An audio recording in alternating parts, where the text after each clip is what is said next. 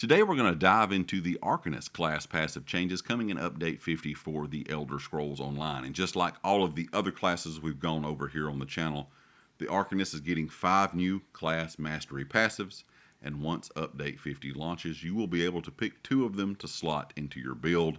And these are designed for, just like all of the other classes, to make your pure class builds feel just as strong or stronger than subclassing builds. Keep in mind, these are not finalized. They are still testing these in the public test server as of right now. And the devs have said these will change even after they are released. They will continue to work on these passives. So everything we're talking about, it may not be the same when it releases, and it may not even be the same, of course, months after it releases. So just expect some changes with all of the classes when it comes to these new passives. First up, of course, for the Arcanist is the Abyssal Emergence. This passive upgrades your Arcanist ultimates so that when you activate them, you immediately generate 3 Crux.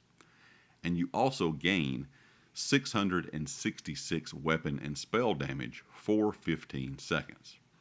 This is going to be a big offensive passive for any Arcanist build that really leans into Crux generation. Getting 3 Crux instantly means your rotation should become a little bit smoother, and your damage kind of spikes, I guess you would say, would become a little bit more consistent. The extra weapon and spell damage here, to me, is just kind of icing on the cake. I think a lot of people will really focus on that generation of 3 Crux immediately, but 666 weapon and spell damage for 15 seconds is not bad either. Fate Realigned is the next passive we're going to take a look at. This upgrades Outcome Rank 2 so that when you activate it, you also generate 3 Crux, and you gain 300 weapon and spell damage for 25 seconds, once every 15 seconds. To me, this is a more sustained version of the one we just covered in Abyssal Emergence. Instead of that big 15-second kind of burst, you get a longer 25-second buff with a shorter cooldown. For players that want consistent damage rather than those kind of small burst windows, I think this would be a great passive for a player like that. And I think it also will be really good for someone that wants a bit of a smoother Crux uptime. There's a lot of different ways that you're going to be able to fit any of these passives we've talked about across all the across all the classes. You're going to be able to fit these in a lot of different builds, and probably really make several different builds depending on the passives you want to use. Unbound Potential upgrades Fate Fortune Rank 2 to increase your damage done by 30% for 7 seconds. Or 15% against players. This is going to be a really strong offensive passive. A 30% damage increase is going to be massive for PvE burst phases, execute windows, or really coordinated group play in trials or something like that. And also it's going to be very useful in PvP, because 15%, of course, extra damage done against players will be great for anyone that likes to use the Arcanist class inside of PvP. So I think this passive is going to be popular probably with players in PvE and PvP both, unless something changes down the road. Rigor is the next passive, and this is going to upgrade Fate Woven Armor so that when you take damage, you gain 1 ultimate and 300 magic and stamina. And that resource gain increases by 100 magic and stamina per Crux you currently have. And this can trigger once every 2 seconds. This will be great if you're a fan of tanking with, of course, the Arcanist class. And I think this would be great for a pure class Arcanist tank.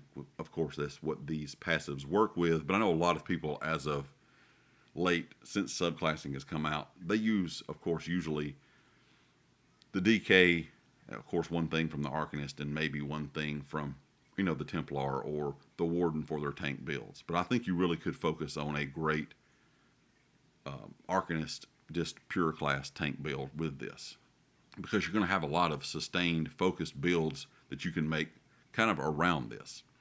And I think even PvP players who wanted more, maybe ultimate generation, would take a look at this as well, because the scaling with the crux makes it even better for players that want to maintain that high crux uptime.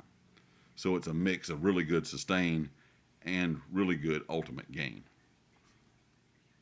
And then Ink Scribers is the last one we're going to look at here, and this one lets you generate 1 crux whenever you heal or overheal for a total of 750,000 health while in combat.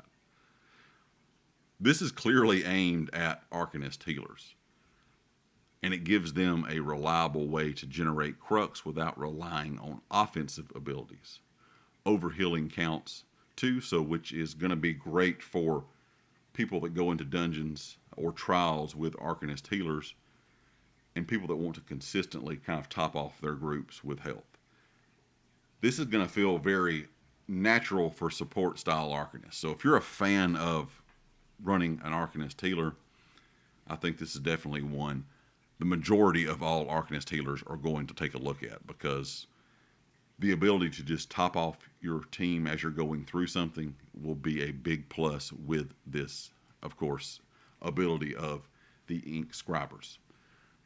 Those are everything, or those are all the passives, of course, coming with the Arcanist class refresh. And it looks like these are going to be some pretty good choices for those pure class Arcanist builds. Now, I will be curious when this does release if these passive abilities will really stand up to what you could build still in maybe a subclassing build. I know the devs have consistently said they're trying to make sure that people can use either or, because they're going to be just as powerful as each other. But until we really have this in game and have this hands-on with some testing, even though they can test it in the public test server, always when you get it out across all the platforms, that's where you see a lot of your testing kind of come in, and then changes come in after that. But I do think everything we're getting here with the Arcanist does look really good. Leave me a comment, let me know what you think about these passives. Which ones are you really interested in running on your Arcanist class? And if you like the video, hit the like. If you have not subscribed yet, please do so, and I'll catch you next time. Peace.